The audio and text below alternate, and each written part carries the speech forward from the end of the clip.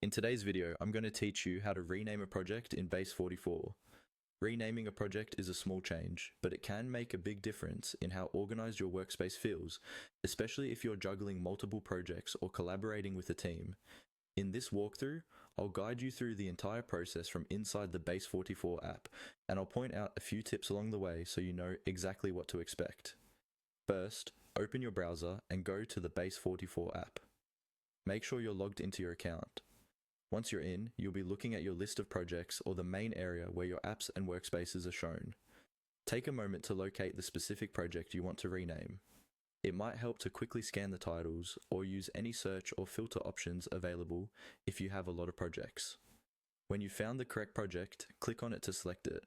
This will open up that project so you can access its tools and settings. Give the page a second to load if needed. Next, look for the dashboard option for that project. This is usually visible as a tab or button near the top or side of the screen, depending on your layout. Go ahead and click on Dashboard. This takes you to the main overview area of your project, which is where you'll find the current project name displayed. Once you're on the dashboard, find the existing project name at the top of the screen. Right next to it, or very close by, you should see a small pen or pencil icon. This icon is the universal edit symbol.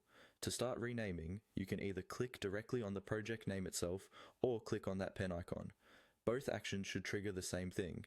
Your current project name will become editable. Now you'll see a text field where the name is highlighted or ready to be changed. Carefully type in your new project name. Choose something clear and descriptive so you and your teammates instantly know what the project is about. When you're happy with the new name, press enter on your keyboard to confirm the change. After you hit enter, the new name will be saved and displayed at the top of the dashboard. You're done. From now on, this updated name will appear wherever this project is listed in Base44.